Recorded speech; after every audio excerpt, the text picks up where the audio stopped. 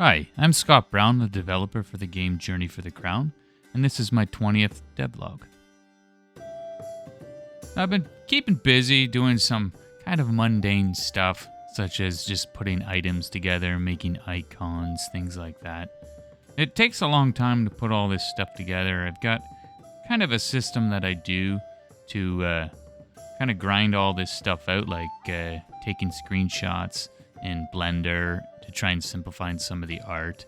And, I can do some things pretty quickly, but there is quite a few different items.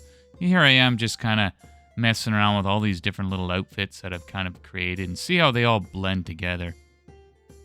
Now, I've been doing a lot of scene work lately, too. This here is a wolf den that I'm putting together. Just kind of assembling some rocks and kind of faking the idea that there's a little cave here. I also did a little bit of research on alpha wolves and that sort of stuff, because I need to come up with a bunch of names for different enemy wolves that you'll encounter in the game. Now, I did come up with one idea where I could I'd kind of have like this rare elder wolf that would be in this den here, and he'd have a whole bunch of little pups that would kind of swarm you. So I came up with this idea to call him a vicious elder wolf. And as you see here, the nameplate is an amber orange color. So that means he's a unique enemy that usually comes with better drops and that sort of stuff. So I'm scattering some additional wolves here that'll kind of be like pack wolves.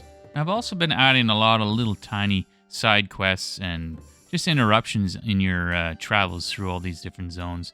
Here I just kind of made this random tent, and then another spot here, some these mineral nodes that pop up, to even like caravans that have a whole bunch of loot.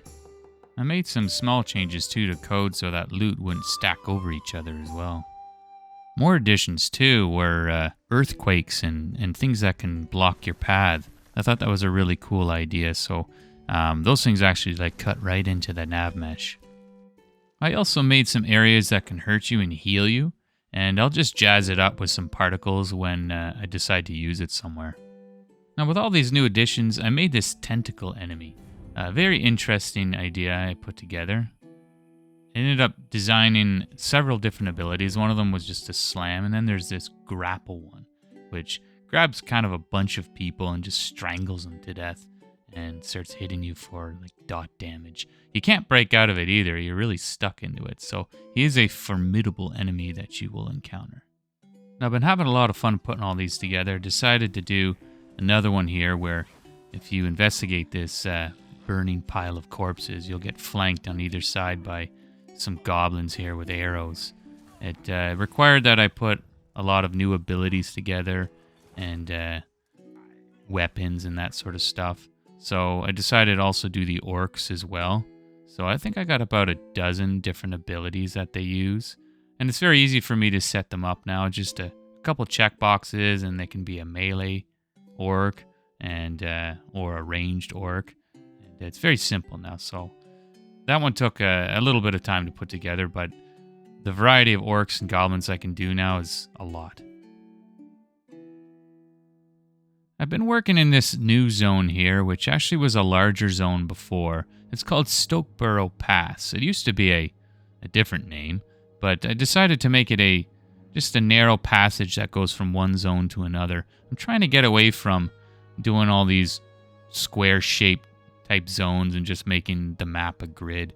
So this here, I kind of made it like an S-shaped passage that all the goblins and orcs are they're just ambushing people that pass through there on wagons and that sort of stuff. So I added some little tents here and applied some of my new terrain tricks that I've been using in other zones that look really good. Like I like the mixture of brown and this clay-like brown over top of it. I used some height maps to give it that cool-looking tiled look. And I just started to use some of my props as well from some of the goblin forts I've made before. I pretty much finished this zone here. I ended up moving on to the one that's south of here that the path leads to. And this contains the big goblin fort that is posing a major threat in the game. Now, I did have to change the water out on here because I did upgrade the water in this game to a It's a better looking water, I found, and it allows me to... I like the darker look of water in my game. I'm trying to get a darker tone to everything in the game, so I've even lowered a lot of the lighting and the intensity that you see in the game, just so it looks a little bit more dark everywhere you go. So this water here is actually really good.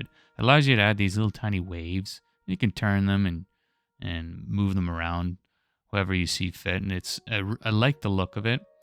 You also have a bunch of other things too that allow you to get like bigger waves and that sort of stuff. My favorite thing so far though is using it for rivers. It's kind of like a one-trick pony with this water system here. The only thing that doesn't work well is that you can't have two of them in one scene. So in most of my scenes, it's basically everything's very flat. So this works perfectly for me. Now, while I was in the Goblin Fort, I decided to add this undead cage here, which is just building into the story a little bit on why the goblins and undead are in the story. So you can open it if you want and kind of go inside and deal with the threat there and get whatever rewards you can. And then I decided to put together this portal that's going to be kind of how the undead and the goblins and the necromancer all relate to each other. They're basically passing through undead creatures into the necromancer's portal here, and decided to use a troll to push it through. Now, I'm putting lots of secrets everywhere too. I have this little tiny random secret script that I made. You can see the little box that I added. It's just a gizmo. But that little box kind of, at random, I can set a bunch of different variables that'll basically drop whatever I want in that little square. And it won't always be in the exact same spot. I can make the square a lot larger. But in this instance, I wanted to just have some little corpses that kind of show up in random spots. So I'm just spreading those around in different areas here. Now, I had this other idea that kind of opened my eyes up to maybe just faking the idea that below this goblin fort, maybe there's some goblins that have dug tunnels and they're sort of, up to no good, doing whatever it is they're doing. But I wanted to have these like little chimneys that I would obviously submerge this into the ground, and it would look like there's a hole there. And I wanted to maybe put like 5 or 6 of them in the goblin fort. And as a quest through the city, you could maybe be hired to drop some like magic bombs that go down these chutes and disrupt all their processes and machinery going on down there. So this is an idea. I'm not too sure yet if I'll go ahead with it, but I'm just piecing some stuff together, see how it looks. Now with this part here, it did send me over to the city where I needed to start building that and getting some quests built into the story. The reason I needed to do that was because these quests need to send you from point A to point B, and to continue with that process so that the story flows in some way. Now here's a chair that I'm just putting together. This is for the Duke of this city, so it's not the same city that you start the game in.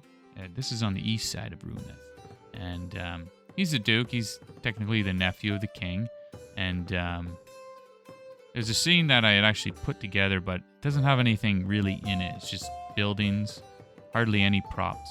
So I decided let's start with this guy here. We'll make him a cool chair.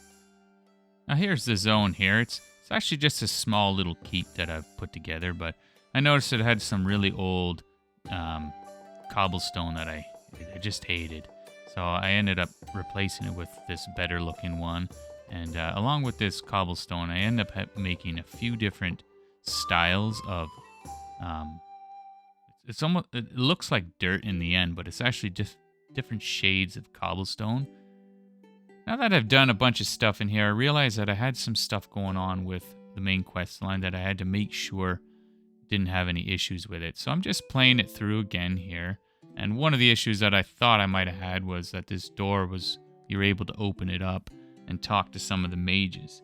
But at this point, you can't talk to the mages yet. So I'm just going to run through the the main quest line that's up in Deerwood Forest here.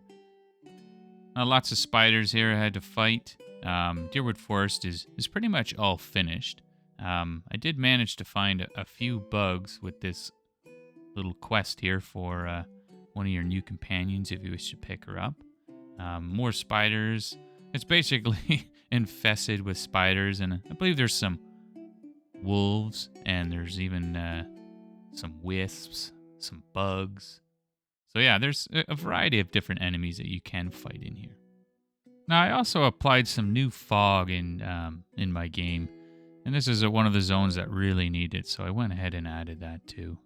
Now, everything's looking pretty good so far in the main quest line, so I am going to start working again on that city that I just left. There's a lot of stuff to work on there, but that pretty much brings you guys up to date on what I've been doing. I have been on Twitch quite a bit, and so yeah, if you guys are looking to kind of get things in a more updated fashion, you can always come over and watch me there. Now that's it for this devlog. I hope you guys enjoyed it. Be sure to like and subscribe on the video. It helps me a bit on the algorithm. And yeah, hopefully catch you in the next video. Cheers.